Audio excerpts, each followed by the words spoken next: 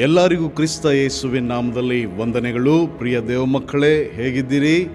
ಚೆನ್ನಾಗಿದ್ದೀರಾ? ನಾನು ನಂಬ್ತೇನೆ ದೇವರು ನಿಮ್ಮನ್ನು ಉತ್ತಮ ರೀತಿಯಲ್ಲಿ ಇಟ್ಟಿದ್ದಾನಂಥೇಳಿ. ನಾನು ಕ್ರಿಸ್ತನಲ್ಲಿ ಸೇವಕ ಪ್ರಸನ್ನ ಕುಮಾರ್. ಬನ್ನಿ ಈ ದಿನ ಒಂದು ವಿಷಯವನ್ನು ಧ್ಯಾನಿಸಿಕೊಳ್ಳೋಣ. ಪ್ರಿಯ ದೇವ ಮಗುವೆ, ನೀನು ನಿನ್ನ ಜೀವನದಲ್ಲಿ ಇವತ್ತು ಹೇಗಿದ್ದಿ? ನಿನ್ನ ಪರಿಸ್ಥಿತಿಗಳು, ನಿನ್ನ ಸ್ಥಿತಿಗತಿಗಳು ಹೇಗಿದ್ದಾವೆ? ನಿನ್ನ ಸ್ಥಿತಿ ಬಹಳ ಕೆಳಮಟ್ಟಕ್ಕೆ ಹೋಗಿದೆಯಾ? ನೀನು ಎಲ್ಲರಿಂದ ತಿರಸ್ಕರಿಸಲ್ಪಟ್ಟು, ಎಲ್ಲರಿಂದ ಅವಮಾನಿಸಲ್ಪಟ್ಟು, ನಿನ್ನ ಜೀವನದಲ್ಲಿ ಏನೂ ಆಗಲ್ಲ, ನಾನಿನ್ನ ಚೆನ್ನಾಗಾಗಲಿಕ್ಕೆ ಸಾಧ್ಯವಿಲ್ಲ, ನನ್ನ ಜೀವಿತ ಎಲ್ಲ ಮುಗೀತು ಎಂಬುದಾಗಿ ಆಲೋಚಿಸ್ತಾ ಇದೆಯಾ? ಎಲ್ಲ ಕಡೆ ಶೋಧನೆ, ಎಲ್ಲ ಕಡೆ ಸೋಲು, ಎಲ್ಲ ಕಡೆ ಅವಮಾನ, ಎಲ್ಲ ಕಡೆ ನಿಂದೆ, ಎಲ್ಲ ಕಡೆ ಕೊರತೆಗಳು ಎಲ್ಲವೂ ನಿನ್ನ ಮುಂದೆ ಆವರಿಸಿಕೊಂಡಾಗ ನೀನು ಆಲೋಚಿಸ್ತಾ ಇದೆಯಾ, ಇನ್ನು ನಾನು ಎದ್ದೇಳಲಿಕ್ಕೆ ಆಗೋದಿಲ್ಲ, ಇನ್ನು ನಾನು ಚೆನ್ನಾಗಿ ಆಗ್ಲಿಕ್ಕೆ ಆಗೋಲ್ಲ ಅಂತೇಳಿ ಅಂದ್ಕೊಳ್ತಾ ಇದೆಯಾ? ಪ್ರಿಯ ದೇವ ಮಗುವೆ, ಇಂದು ನೀನು ಇಂಥ ಸ್ಥಿತಿಯಲ್ಲಿರೋದಾದ್ರೆ ಈ ವಾಕ್ಯ ನಿನಗಾಗಿಯೇ ಆಗಿದೆ. ಹಾಗಾಗಿ ನಮ್ಮ ಬೈಬಲನ್ನು ವಿಮೋಚನ ಕಾಂಡ 37ನೇ ಅಧ್ಯಾಯದ 1ರಿಂದ 5ನೇ ವಚನಕ್ಕೆ ತಿರುಗಿಸಬೇಕೆಂಬುದಾಗಿ ಪ್ರೀತಿಯಿಂದ ಕೇಳಿಕೊಳ್ಳುವವನಾಗಿದ್ದಾನೆ. ಇಲ್ಲಿ ನಾವು ನೋಡುವಾಗ ದೇವರು ಮಂಜೂಷ ಪೆಟ್ಟಿಗೆಯನ್ನ ಮಾಡಿಸುವುದನ್ನು ನಾವು ನೋಡ್ತೇವೆ.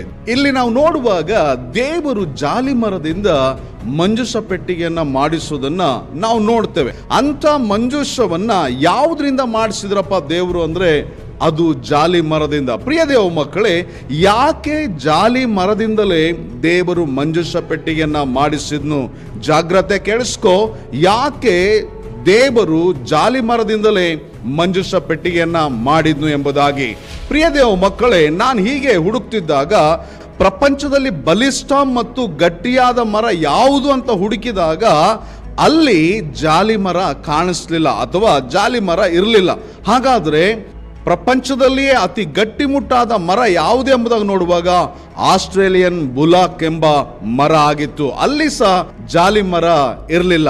ಹಾಗೆ ನಾನು ಆಲೋಚಿಸ್ತಾ ಇದ್ದಾಗ ಪ್ರಪಂಚದಲ್ಲಿ ಬಹಳ ಫೇಮಸ್ ಆಗಿರುವಂಥ ವುಡ್ ಅಥವಾ ಬಹಳ ಪ್ರಸಿದ್ಧವಾದಂಥ ಮರ ಯಾವುದು ಎಂಬುದಾಗಿ ನೋಡುವಾಗ ಅಲ್ಲಿ ಸಹ ಜಾಲಿ ಮರ ಇರಲಿಲ್ಲ. ಹಾಗಾದ್ರೆ ಪ್ರಪಂಚದಲ್ಲೇ ಪ್ರಸಿದ್ಧವಾದಂಥ ಮರ ಯಾವುದು ಎಂಬುದಾಗಿ ನೋಡುವಾಗ ಅಲ್ಲಿ ಟೀಕ್ ವುಡ್ ಎಂಬುದಾಗಿ ನಮಗೆ ಗೊತ್ತಾಗ್ತದೆ. ಹಾಗೆ ನಾನು ಆಲೋಚಿಸ್ತಾ ಪ್ರಪಂಚದಲ್ಲಿಯೇ ಕಾಸ್ಟ್ಲಿಯೆಸ್ಟ್ ವುಡ್ ಅಥವಾ ಪ್ರಪಂಚದಲ್ಲಿ ಬಹಳ ಬೆಲೆ ಬಾಳುವಂಥ ಮರ ಯಾವುದು ಎಂಬುದಾಗಿ ನೋಡುವಾಗ ಅಲ್ಲಿ ಸಹ ಜಾಲಿ ಮರ ಕಾಣಿಸ್ಲಿಲ್ಲ. ಹಾಗಾದ್ರೆ ಪ್ರಪಂಚದಲ್ಲಿಯೇ ಕಾಸ್ಟ್ಲಿಯೆಸ್ಟ್ ಅಥವಾ ಪ್ರಪಂಚದಲ್ಲಿಯೇ ಬೆಲೆ ಬಾಳುವಂಥ ಅತಿ ಹೆಚ್ಚು ಬೆಲೆ ಉಳ್ಳಂಥ ಮರ ಯಾವುದು ಎಂಬುದಾಗಿ ನೋಡುವಾಗ ಆಫ್ರಿಕನ್ ಬ್ಲ್ಯಾಕ್ ವುಡ್ ಎಂಬುದಾಗಿ ನಾವು ನೋಡಬಹುದು. ಪ್ರಿಯ ದೇವ ಮಗುವೆ, ಹಾಗೆ ನಾನು ಇನ್ನೂ ಆಲೋಚಿಸ್ತಾ ಇದ್ದಾಗ ಪ್ರಪಂಚದಲ್ಲಿ ಮೋಸ್ಟ್ ಯೂಸ್ಡ್ ವುಡ್ ಅಂದ್ರೆ ಪ್ರಪಂಚದಲ್ಲಿ ಅತಿ ಹೆಚ್ಚಾಗಿ ಉಪಯೋಗಿಸುವಂಥ ಮರ ಅಥವಾ ವುಡ್ ಯಾವುದೆಂಬುದಾಗಿ ನೋಡುವಾಗ ಅಲ್ಲಿ ಸಹ ಜಾಲಿ ಮರ ಇರಲಿಲ್ಲ. ಪ್ರಪಂಚದಲ್ಲಿ ಅತಿ ಹೆಚ್ಚು ಉಪಯೋಗಿಸುವಂಥ ಮರ ಯಾವುದೆಂಬುದು ನೋಡುವಾಗ ಪೈನ್ ವುಡ್ ಎಂಬುದಾಗಿ ನಮಗೆ ಗೊತ್ತಾಗ್ತದೆ. ಹಾಗಾದ್ರೆ ನೀವು ಆಲೋಚನೆ ಮಾಡ್ಕೊಳ್ರಿ, ಯಾವ ಗಣನೆಗೆ ಬಾರದ ಇಂಥದ್ದನ್ನ ಅಂದ್ರೆ ಯಾವ ಗಣನೆಗೂ ಬಾರದಂತ ಇಂಥ ಜಾಲಿ ಮರವನ್ನ ದೇವರು ಆರಿಸಿಕೊಂಡು ಮಂಜೂಷ ಮಾಡಿಕೊಂಡ. ಪ್ರಿಯ ದೇವ ಮಕ್ಕಳೇ, ನಾ ಹೇಳೋದು ಜಾಗ್ರತೆ ಕೇಳಿಸ್ಕೊಳ್ರಿ. ಪ್ರಪಂಚದಲ್ಲಿ ಗಣನೆಗೆ ಬಾರದೇ ಇರುವಂತಹ ಜಾಲಿ ಮರವನ್ನ ದೇವರು ತೆಗೆದುಕೊಂಡು ತನ್ನ ಮಂಜೂಷ ಪೆಟ್ಟಿಗೆಯನ್ನ ದೇವರು ಮಾಡಿಕೊಂಡ. ಹಾಗಾದ್ರೆ ಪ್ರಿಯ ದೇವ ಮಗುವೆ, ಒಂದು ನಿಮಿಷ ನೀನು ಆಲೋಚನೆ ಮಾಡು. ಇವತ್ತು ನೀನು ಲೋಕಕ್ಕೆ ಬೇಕಾಗಿಲ್ಲ ಅನಿಸ್ತದೆ. ಇವತ್ತು ಲೋಕ ಇಷ್ಟಪಡುವಂತ ಗುಣಾತಿಶಯಗಳು, ಶ್ರೇಷ್ಠತೆ, ಪ್ರಸಿದ್ಧತೆ, ಸೌಂದರ್ಯ, ಜ್ಞಾನ, ಬಲ, ಐಶ್ವರ್ಯ ನಿನ್ನೊಳಗೆ ಇಲ್ಲದೆ ಇರಬಹುದು. ಆದರೆ ನಾನು ಹೇಳೋದು ಜಾಗ್ರತೆ ಕೇಳಿಸ್ಕೋ. ಲೋಕ ನಿನ್ನನ್ನು ತಿರಸ್ಕರಿಸುವಂತ ಅಂಶಗಳು ಬೇಕಾದಷ್ಟು ಇರಬಹುದು. ನಿನ್ನಲ್ಲಿ ಏನೂ ಇರ್ಲಿಕ್ಕಿಲ್ಲ. ನೀನು ಬಡವನಾಗಿರ್ಬೋದು, ದರಿದ್ರನಾಗಿರ್ಬೋದು, ತಿರಸ್ಕರಿಸಲ್ಪಟ್ಟವನಾಗಿರ್ಬೋದು, ನಿಂದಿಸಲ್ಪಟ್ಟವನು, ನಿಂದಿಸಲ್ಪಟ್ಟವಳು, ಅವಮಾನಿಸಲ್ಪಟ್ಟವರು ನೀವು ಆಗಿರಬಹುದು. ಲೋಕದಲ್ಲಿ ಹೇಳಿಕೊಳ್ಳುವಂತ ಯಾವುದೇ ಸೌಂದರ್ಯ, ಬಲಾತಿಶಯಗಳು ನಿಮ್ಮಲ್ಲಿ ಇಲ್ಲದೆ ಇರಬಹುದು. ಆದ್ರೆ ಹೇಳೋ ಜಾಗ್ರತೆ ಕೇಳಿಸ್ಕೊಳ್ರಿ, ಅಂಥದ್ದೇ ದೇವರಿಗೆ ಬೇಕಾಗಿದೆ. ಲೋಕಕ್ಕೆ ನೀನ್ ಬೇಡ, ಆದ್ರೆ ದೇವರಿಗೆ ನೀನ್ ಬೇಕಾಗಿದೆ. ಇದು ನೀನ್ ಮರಿಬೇಡ.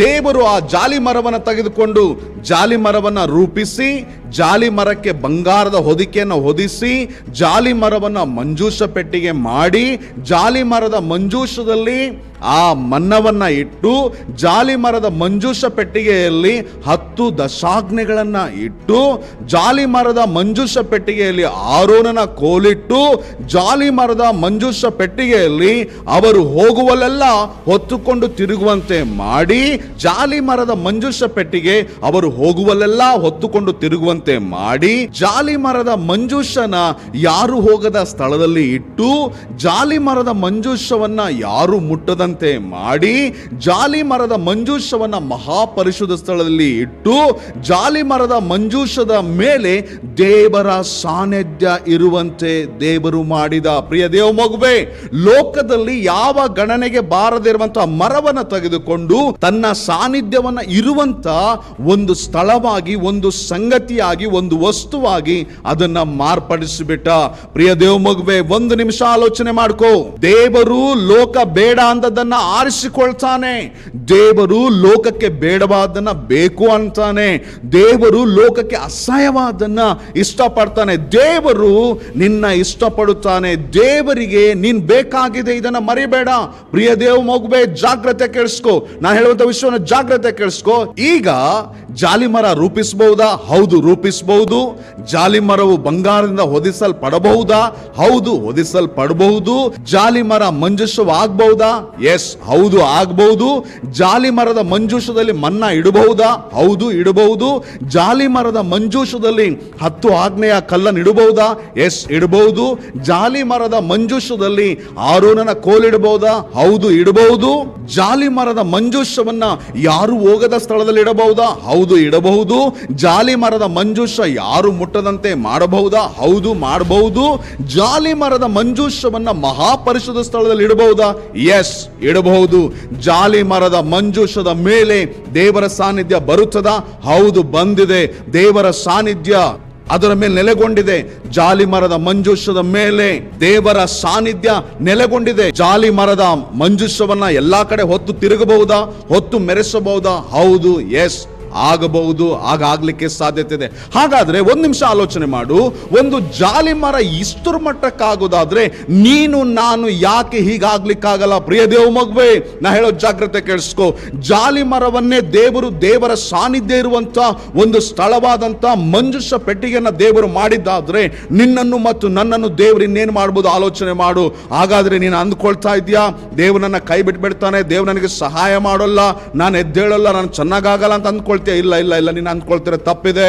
ನೀನು ಅಂದ್ಕೊಳ್ತಾ ಇರೋ ತಪ್ಪಿದೆ. ಯಾಕಂತ ಹೇಳಿದ್ರೆ ದೇವರು ನಿನ್ನನ್ನು ಪ್ರೀತಿಸುವವನಾಗಿದ್ದಾನೆ. ಜಾಲಿ ಮರವನ್ನು ಅಷ್ಟು ಸುಂದರವಾಗಿ ರೂಪಿಸಿ ಮಂಜೂಷ ಪೆಟ್ಟಿಗೆಯನ್ನಾಗಿ ಮಾಡಿ ಅದರ ಮೇಲೆ ತನ್ನ ಸಾನ್ನಿಧ್ಯ ಇರುವಂತೆ ಮಾಡಿದ್ದಾದ್ರೆ, ಜಾಲಿ ಮರವನ್ನ ತಕೊಂಡು ಅದನ್ನು ರೂಪಿಸಿ ಎಲ್ಲರೂ ಹೊತ್ತು ಮೆರೆಸುವಂತೆ ಮಾಡಿದ್ದಾದ್ರೆ, ಜಾಲಿ ಮರವನ್ನ ತೆಗೆದುಕೊಂಡು ಬಂದು ಅದನ್ನ ರೂಪಿಸಿ ಯಾರು ಮುಟ್ಟದ ಹಾಗೆ ಅದನ್ನ ಮಾಡಿದ್ದಾದ್ರೆ, ಜಾಲಿ ಮರವನ್ನ ತೆಗೆದುಕೊಂಡು ಬಂದು ಅದನ್ನ ರೂಪಿಸಿ ಯಾರು ಹೋಗದಿರುವಂತಹ ಸ್ಥಳದಲ್ಲಿ ಇಡುವುದಾದ್ರೆ, ಆತನ ಪರಿಶುದ್ಧ ಸ್ಥಳದಲ್ಲಿ ಅದನ್ನು ಇಟ್ಟಿದ್ದಾದ್ರೆ, ನಿನ್ನನ್ನ ಇವತ್ತಿನ್ನು ಎಷ್ಟು ಹೆಚ್ಚಾಗಿ ದೇವರು ಮಾಡುವವನಾಗಿದ್ದಾನೆ. ಪ್ರಿಯ ದೇವ ಮಗುವೆ, ನಿನ್ನ ತಲೆಯಲ್ಲಿರುವಂತಹ ಆಲೋಚನೆ ತೆಗೆದು ಹಾಕು. ದೇವರು ಏನು ಬೇಕಾದ್ರೂ ಮಾಡಬಲ್ಲ. ಗಣನೆಗೆ ಬಾರದೇ ಇರುವಂತ ನಿನ್ನನ್ನ ಘನವಾಗಿ ಮಾರ್ಪಡಿಸಲಿಕ್ಕೆ ದೇವರಿಗೆ ಸಾಧ್ಯ. ನಿನ್ನನ್ನ ದೇವರು ಏನ್ ಬೇಕಾದ್ರೂ ಮಾಡ್ಲಿಕ್ಕೆ ಸಾಧ್ಯ. ಏನ್ ಬೇಕಾದ್ರೂ ಮಾಡಿ ಆತ ನಿಲ್ಲಿಸ್ತಾನೆ. ಹಾಗಾಗಿ ಸೋಲಬೇಡ, ಸೋತೋಗ್ಬೇಡ. ದೇವರು ನಿನ್ನ ಜೀವಿತದಲ್ಲಿ ಖಂಡಿತವಾಗೂ ಅತಿಶಯವಾದ ಕಾರ್ಯಗಳು ಮಾಡ್ತಾನೆ. ನಿನ್ನ ಜೀವಿತ, ನಿನ್ನ ಕುಟುಂಬ, ನಿನ್ನ ಬದುಕು ಮತ್ತೆ ಕಟ್ಟಲ್ಪಡ್ತದೆ. ನೀನು ಮತ್ತೆ ಉನ್ನತವಾಗಿ ಎತ್ತಲ್ಪಡ್ತಿ. ನೀನು ಎಲ್ಲಿ ನಷ್ಟವಾಗಿದೆಯೋ ಅಲ್ಲೇ ದೇವರು ಉದ್ಧಾರ ಆಗುವಂತೆ ಮಾಡ್ತಾನೆ. ಎಲ್ಲಿ ಬಿದ್ದಿದೆಯೋ ಅಲ್ಲೇ ಎತ್ತುವಂತೆ ಮಾಡ್ತಾನೆ. ಎಲ್ಲಿ ಅವಮಾನಕ್ಕೊಳಗಾಗಿದೆಯೋ ಅಲ್ಲೇ ಸನ್ಮಾನ ಆಗುವಂತೆ ಮಾಡ್ತಾನೆ. ಎಲ್ಲಿ ನೀನು ಧಿಕ್ಕರಿಸಲ್ಪಟ್ಟಿದೆಯೋ ಅಲ್ಲೇ ಅಂಗೀಕರಿಸಲ್ಪಡುವಂತೆ ಮಾಡ್ತಾನೆ. ದೇವರು ನಿನ್ನ ಜೀವನದಲ್ಲಿ ಕಳೆದುಕೊಂಡದನ್ನ ತಿರುಗಿ ಕೊಡುವವನಾಗಿದ್ದಾನೆ. ಪ್ರಿಯ ದೇವ ಮಗುವೆ, ನನ್ನ ಮಾತಲ್ಲ, ದೇವರ ಮಾತನ್ನು ನಂಬು. ಏನಂದ್ರೆ ದೇವರು ನಿನ್ನನ್ನ ತಿರುಗಿ ಗಣನೆಗೆ ಬರುವ ಹಾಗೆ ಮಾಡ್ತಾನೆ. ಲೋಕಕ್ಕೆ ಬೇಡವಾದ ನೀನು, ಗಣನೆಗೆ ಬಾರದಿರುವಂತ ನೀನು ಘನವಾಗಿ ದೇವರು ಮಾಡಿ ನಿಲ್ಲಿಸ್ತಾನೆ. ಇದನ್ನು ಮರಿಬೇಡ. ದೇವರನ್ನ ಖಂಡಿತವಾಗಿಯೂ ಆಸ್ವಾದಿಸುವನಾಗಿದ್ದಾನೆ. ನಾನು ನಿಮಗಾಗಿ ಪ್ರಾರ್ಥಿಸಲಿಕ್ಕಿದ್ದೇನೆ. ಕಣ್ಮುಚ್ಚಿನ ಪ್ರಾರ್ಥನೆ ಮಾಡೋಣ. ಪ್ರೀತಿ ಉಳ್ಳ ಸ್ವರ್ಗೀಯ ತಂದೆ, ಯಾರೆಲ್ಲ ಈ ವಾಕ್ಯ ಕೇಳಿಸಿಕೊಂಡಿದ್ದಾರೋ ಅವರ ಜೀವಿತಗಳನ್ನ ಕಟ್ಟಪ್ಪ. ಸೋತು ಹೋದಂತ ಜೀವಿತಗಳನ್ನ ತಿರುಗಿ ಉಜ್ಜೀವಿಸ ಮಾಡುದೇವರೇ. ಬಿದ್ದಂತ ಜೀವಿತಗಳನ್ನ ತಿರುಗಿ ಎತ್ತಿ ನಿಲ್ಲಿಸುದೇವರೇ. ಬಲಹೀನಗೊಂಡಂತ ಜೀವಿತಗಳನ್ನ ಬಲಪಡಿಸು ಪವಿತ್ರ ಆತ್ಮನೆ. ಅವಮಾನಕ್ಕೆ ಒಳಪಟ್ಟಂತ ಎಲ್ಲ ಜೀವಿತಗಳನ್ನ ಸನ್ಮಾನಕ್ಕೆ ನಡೆಸಪ್ಪ. ಗಣನೆಗೆ ಬಾರದ ಜನರನ್ನ ಘನಕ್ಕೆ ನೀನು ನಡೆಸು ಕರ್ತನೆ. ಯಾಕಂದ್ರೆ ಇವತ್ತು ನೀನು ಮಾತಾಡಿದ್ದಿ, ಅವರ ಜೀವನದಲ್ಲಿ ಹಾಗೆ ಮಾಡು. ಹೌದು ಕರ್ತ, ನೀನು ಹಾಗೆ ಮಾಡ್ತಿ ಅಂತ ನಂಬುತ್ತಾ ಯೇಸು ಕರ್ತನ ಹೆಸರಿನಲ್ಲಿ ಬೇಡಿಕೊಳ್ತೇವೆ ಪರಲೋಕದ ತಂದೆ. Amen, amen. Praise the Lord. ದೇವರು ನಿಮ್ಮನ್ನು ಆಶೀರ್ವದಿಸಲಿ. ಆಮೇನ್.